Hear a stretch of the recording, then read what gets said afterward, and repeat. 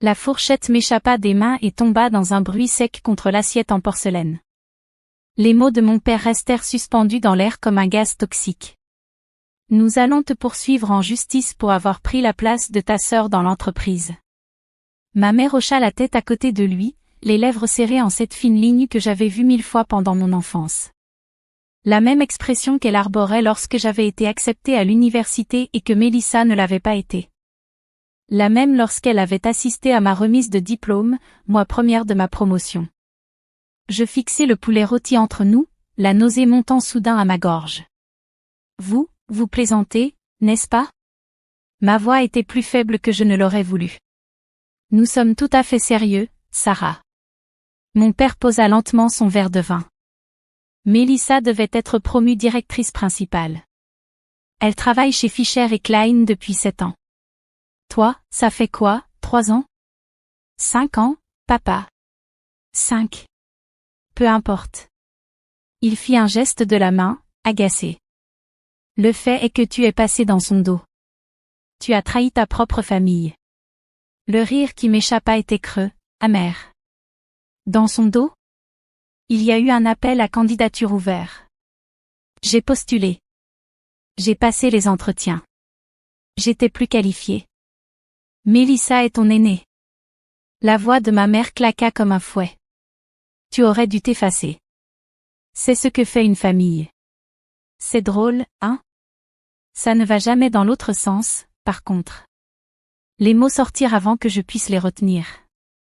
28 ans de ressentiment qui éclataient enfin. 28 ans à être la deuxième, la fille qu'on compare toujours à l'enfant prodige, la parfaite Mélissa.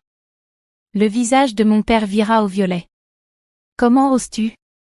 Mon téléphone vibra sur la table. Directeur Wilhelm Hartmann. Mon estomac se serra. Je dois répondre.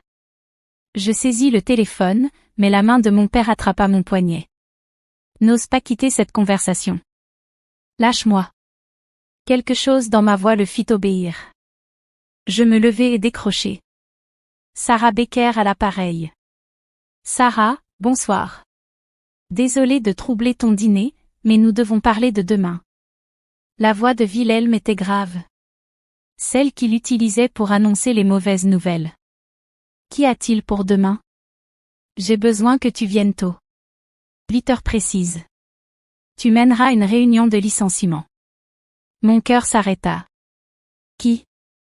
Un silence. Lourd, étouffant. Mélissa Becker. Je suis désolée, Sarah. Je sais que c'est compliqué, mais en tant que directrice principale, cela relève désormais de ta responsabilité. Elle ne remplit plus ses objectifs depuis des mois, rate des délais, arrive en retard. Le conseil a pris sa décision. Cela doit se faire demain. La pièce se mit à tourner. Wilhelm, tu ne peux pas me demander de. Je peux, et je le fais. Cela fait partie de ton nouveau rôle. Si tu ne peux pas gérer ça, je dois le savoir tout de suite. Derrière moi, j'entendis ma mère murmurer nerveusement. Qu'est-ce qu'il dit? Sans réfléchir, j'appuyai sur le haut-parleur. Clic. Doit être fait dans les règles, de manière professionnelle, la voix de Wilhelm remplit soudain la salle à manger. Le service RH sera présent, bien sûr. Nous la ferons raccompagner par la sécurité ensuite. Je sais que c'est difficile, mais... Attendez. Vous êtes en train de licencier Mélissa? Demain? Oui. Avec effet immédiat. Sarah, j'ai besoin de savoir si tu es prête à gérer cela. Je me tournai lentement vers mes parents. Ma mère était blanche comme un linge. La bouche de mon père resta ouverte, ses paroles furieuses d'il y a un instant se dissolvant dans un silence stupéfait. Les menaces de procès, les accusations, tout s'effondrait en temps réel. Sarah, fit la voix de Wilhelm à travers le haut-parleur. Tu es toujours là? Oui. Oui, je suis là. Alors, tu le feras? Je regardais la chaise vide de Mélissa à la table. Elle devait venir ce soir, mais avait annulé à la dernière minute. Trop occupée, avait-elle dit. En vérité, elle évitait les dîners familiaux depuis des mois, depuis ma promotion. Les souvenirs affluèrent, Mélissa s'attribuant le mérite de mon travail sur le projet Morrison. Mélissa me jetant la faute lorsque le contrat Henderson avait échoué, alors que c'était son erreur. Mélissa riant avec ses collègues en se moquant de la petite Sarah, qui essayait toujours de suivre. Sarah, leur désespoir commença instantanément. Ma mère agrippa le bras de mon père, les ongles enfoncés dans sa manche. Le visage de mon père passa de la colère à la supplication en quelques secondes. Sarah, attends, commença ma mère. Je levai la main. Wilhelm, je serai là à 8 heures. Je m'en charge. Merci. Je savais que je pouvais compter sur toi. Envoie-moi les documents ce soir. Déjà dans ta boîte mail. Bonne soirée. Il raccrocha. Le silence qui suivit fut assourdissant. Mon père retrouva sa voix le premier. Sarah, ma chérie, peut-être qu'on a réagi trop vite. Trop vite? Vous alliez me poursuivre. Il y a 30 secondes, vous vouliez m'emmener au tribunal pour avoir fait mon travail. On ne le pensait pas vraiment, dit ma mère d'un ton mielleux. On était juste contrariés. Tu comprends, non? Elle traverse une période difficile. Vraiment? Ou bien elle fait enfin face à ses responsabilités, pour une fois dans sa vie? Tu ne sais pas de quoi tu parles, grogna mon père, la colère revenant, teintée cette fois d'inquiétude. Mélissa travaille dur. Il doit y avoir une erreur. Aucune erreur, papa. Wilhelm m'a dit qu'elle était en baisse de performance depuis des mois. Tu sais combien de fois je l'ai couverte? Combien de projets j'ai terminés à sa place? Combien de clients j'ai dû calmer à cause d'elle? C'est ce que font les sœurs. Non. C'est ce que font les paillassons. Et c'est ce que j'ai été toute ma vie. Le plan B de Mélissa. Celle qui répare tout, pendant qu'elle récolte les louanges et votre amour. Les yeux de maman se remplirent de larmes. Comment peux-tu dire ça? Nous vous aimons toutes les deux également. Foutaise. Elle haleta. Sarah Katharina Becker.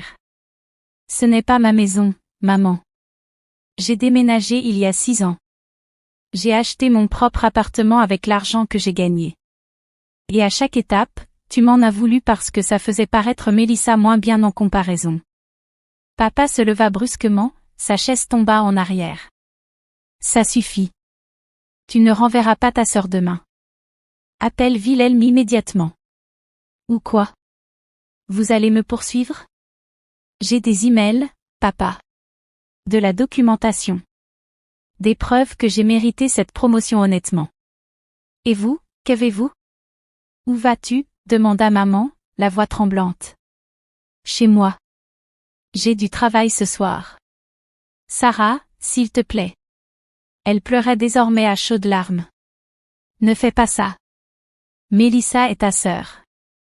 Si tu la renvoies, ça la détruira. Mélissa a 32 ans, maman. Elle n'est pas fragile. Elle est gâtée. Ce n'est pas la même chose. Je me dirigeai vers la porte, mais papa se plaça devant moi. Si tu fais ça, dit-il calmement, tu n'es plus la bienvenue dans cette famille. La menace n'eut pas l'effet qu'il espérait. Au lieu de la peur, je ressentis du soulagement. D'accord. Ses yeux s'écarquillèrent. Quoi? D'accord, papa. Si c'est ton choix, je l'accepte. Tu n'es pas sérieuse. Je le suis tout à fait. J'en ai assez de me battre pour quelques miettes de votre approbation. Assez d'être la fille de secours. Assez de sacrifier mon succès pour que Mélissa se sente mieux face à ses échecs. Alors oui. Je vais renvoyer Mélissa demain, parce que c'est mon travail et parce qu'elle le mérite. Et si cela signifie que je vous perds, alors peut-être que je ne vous ai jamais vraiment eu. Je le contournai et ouvris la porte. Sarah, attends.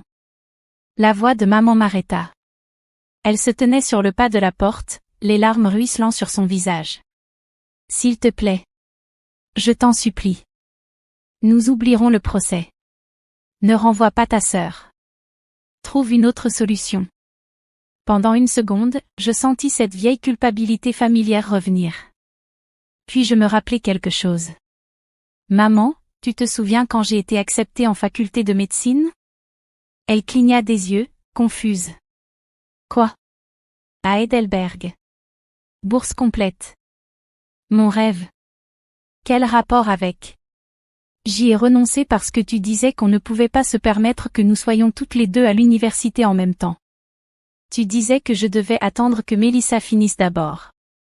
Le visage de maman pâlit. Sarah. Alors j'ai reporté. J'ai travaillé dans ce centre d'appel pendant 1 an. Puis Mélissa a échoué à la fin de sa 2e année. Et tu m'as supplié de reporter encore. Alors je l'ai fait. Mais tu y es allée, finalement. Non, maman. Quand Mélissa a enfin obtenu son diplôme avec 3 ans de retard, j'avais manqué ma chance. J'ai fini en école de commerce à la place. 2e choix. L'histoire de Sarah Becker. Les larmes me montaient maintenant aux yeux. Et tu sais ce qui est drôle? J'ai vu les relevés bancaires quand je t'ai aidé à refinancer la maison. Vous pouviez vous permettre de payer pour nous deux. Vous avez juste choisi de privilégier Mélissa. Comme toujours. Ce n'est pas juste, dit papa d'une voix faible. La vie n'est pas juste, papa. C'est toi qui me l'as appris.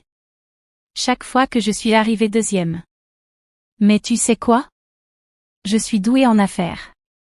Vraiment douée. Et je suis fière de ce que j'ai construit. Sarah. Demain à 8 heures, je ferai mon travail. Je vais licencier Mélissa Becker pour faute. Pas parce que je suis cruelle. Mais parce que les actes ont des conséquences. Parce que le mérite compte. Parce que quelqu'un doit enfin la rendre responsable. Tu le regretteras, dit papa froidement. Peut-être. Mais au moins ce sera mon regret. Mon choix. Ma vie. Je partis sans me retourner. Le trajet du retour fut flou. Mon téléphone sonna cette fois maman, papa, Mélissa. Je les ignorais tous. Chez moi, je me servis un verre de vin et ouvris mon ordinateur portable. 6 mois d'évaluation de performance, tout en baisse. Délai manqué. Plainte de client. 3 avertissements officiels du service RH. Mélissa était licenciée parce qu'elle le méritait. Ma promotion n'avait rien à voir avec ça. Mon téléphone vibra. Mélissa. Mélissa, comment as-tu pu me faire ça? Mélissa, tu es une horrible sœur. Mélissa, tout le monde au travail saura que tu as viré ta propre sœur. Je regardais les messages. L'ancienne Sarah aurait paniqué, se serait excusée, aurait essayé de tout arranger. Je tapais simplement. À demain, 8 heures. Merci d'apporter ta carte d'accès et ton ordinateur portable de l'entreprise. Puis je bloquais son numéro. Celui de maman. Et celui de papa. Le sommeil vint plus facilement que prévu. Le lendemain matin, j'arrivais à 7h30. Wilhelm était déjà là avec Katharina des RH et notre conseiller juridique, Stéphane. Tu vas bien? Demanda Wilhelm. Oui. Faisons cela de manière professionnelle. Ta famille m'a appelé hier soir. Plusieurs fois. Je suis désolée. Je n'ai pas répondu. Mais, Sarah, tu vas être une excellente directrice. Tu as prouvé que tu pouvais prendre des décisions difficiles sans laisser tes émotions brouiller ton jugement. À 8 heures précises, Mélissa arriva. Elle semblait confuse lorsque la sécurité la dirigea vers nous plutôt que vers son étage habituel. En me voyant à travers la vitre, la confusion fit place à la colère. Elle entra. C'est quoi, ce cirque? Veuillez vous asseoir, Mélissa, dit calmement Katharina en désignant la chaise vide. Je ne veux pas m'asseoir. C'est elle la directrice principale maintenant, répondit Wilhelm d'un ton posé. Veuillez vous asseoir. Mélissa s'assit, les yeux brûlants de haine pure. Katharina fit glisser un dossier devant elle. Mélissa, nous mettons fin à votre contrat, avec effet immédiat. Ce dossier détaille les problèmes de performance. C'est n'importe quoi. Hurla Mélissa en frappant la table. C'est à cause d'elle. C'est du sabotage. Cela n'a rien à voir avec notre relation, répondis-je calmement. Ah oui? Vraiment? Lis les documents. 6 mois de performance en déclin. Le compte Kaufmann que tu as perdu. Le projet Weber que j'ai dû sauver. Le dossier Schneider. J'avais des problèmes personnels. Nous avons tous des problèmes personnels, intervint Stéphane. Vous avez reçu 3 avertissements officiels. Les RH ont documenté chaque échange. Les yeux de Mélissa se remplirent de larmes. Je n'arrive pas à croire que tu me fasses ça. Tu es ma sœur. Et toi, tu es ma collègue. Et ma collègue échoue depuis des mois à remplir les exigences de base de son poste. C'est faux. Non, ce ne l'est pas, Wilhelm se pencha en avant. Le conseil voulait te licencier il y a 3 mois. C'est Sarah qui m'a convaincu de te laisser une chance de plus. Elle s'est battue pour toi. La bouche de Mélissa s'ouvrit, se referma, incapable de trouver un mensonge à opposer.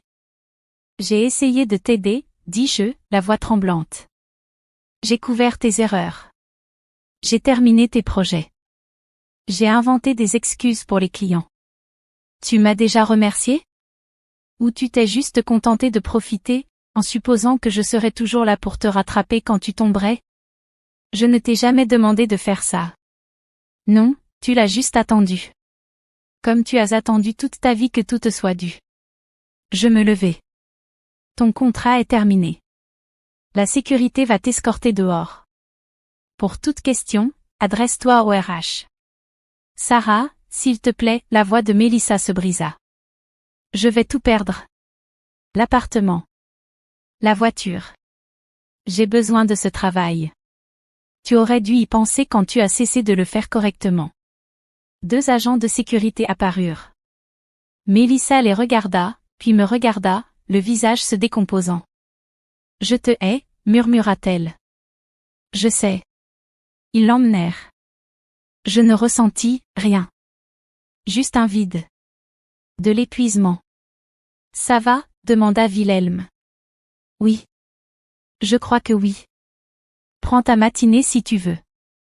Non, j'ai une réunion avec le groupe Muller à 10 heures. Il hocha la tête. Ma porte t'est toujours ouverte si tu veux parler.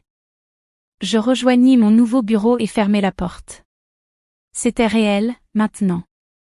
J'avais vraiment fait ça. Mon téléphone vibra. Numéro inconnu. Allô? Sarah? C'est tante Petra. Ma poitrine se serra. Tante Petra, la sœur aînée de maman. La raisonnable. Salut. Ta mère m'a appelé. Elle m'a tout raconté. Je voulais t'appeler pour te dire quelque chose. Quoi donc? Je suis fière de toi. Les mots me frappèrent comme un coup. Les larmes me montèrent aux yeux. Vraiment? Oui, vraiment. Je t'ai vu te tordre dans tous les sens pour leur plaire toute ta vie. Ce que tu as fait demande un vrai courage. Te défendre, poser des limites, c'est incroyablement fort. Je ne pouvais plus parler. Tu es la bienvenue chez moi quand tu veux. Tu n'es pas seule, d'accord? Merci, murmurai-je. Va briller, Sarah. Deviens la femme que tu as toujours dû être. Les jours qui suivirent furent étranges. Certains m'évitaient. D'autres me regardaient autrement. Avec respect. Le contrat avec le groupe Muller fut signé avec succès. Puis 2 nouveaux clients arrivèrent par recommandation. Sans le drame familial pesant sur chaque décision, j'étais enfin libre d'exceller simplement dans mon travail. Maman et papa essayèrent d'appeler les semaines suivantes. Ils laissèrent des messages vocaux, d'abord furieux, puis culpabilisants. Pas des excuses. Juste l'attente habituelle que je cède, que je pardonne, que j'oublie. Comme toujours. Je ne répondis pas. Mélissa retourna vivre chez mes parents. Maman était convaincue que tout finirait par s'arranger. Elle ne comprenait pas. Je n'étais pas seule. J'étais libre. 3 mois plus tard, je fus de nouveau promue. Wilhelm prenait sa retraite, et le conseil voulait que je devienne directrice régionale. Je ne regrette rien. Parce que voici ce que j'ai appris. Parfois, être une bonne personne, c'est décevoir les autres. Parfois, le respect de soi demande des sacrifices. Parfois, la famille dans laquelle on est n'est pas celle dont on a besoin. Et parfois, le choix difficile et le bon choix sont exactement le même. J'ai construit une vie dont je suis fière. De vrais amis. Un succès que j'ai mérité. La semaine dernière, j'ai acheté ma propre maison, 3 chambres, un beau jardin, un bureau lumineux. À moi. Maman a appelé quand elle l'a appris. C'est merveilleux, ma chérie. Quand pouvons-nous venir te rendre visite? L'ancienne Sarah aurait dit oui immédiatement. Je te tiendrai au courant, répondis-je. Et je raccrochai. Peut-être qu'un jour, je serai prête à les laisser revenir. Peut-être qu'ils s'excuseront vraiment. Qu'ils changeront. Peut-être que Mélissa prendra enfin la responsabilité de sa propre vie. Ou peut-être pas. Et honnêtement, ça me va très bien. Parce que j'ai choisi moi. Enfin, après 28 ans, j'ai choisi moi-même. Et c'était la meilleure décision que j'ai jamais prise. Merci d'avoir regardé. Mettez un j'aime si vous avez aimé cette histoire, n'oubliez pas de vous abonner si ce n'est pas encore fait, et cliquez sur la carte ci-dessus pour voir d'autres histoires comme celle-ci. À très bientôt.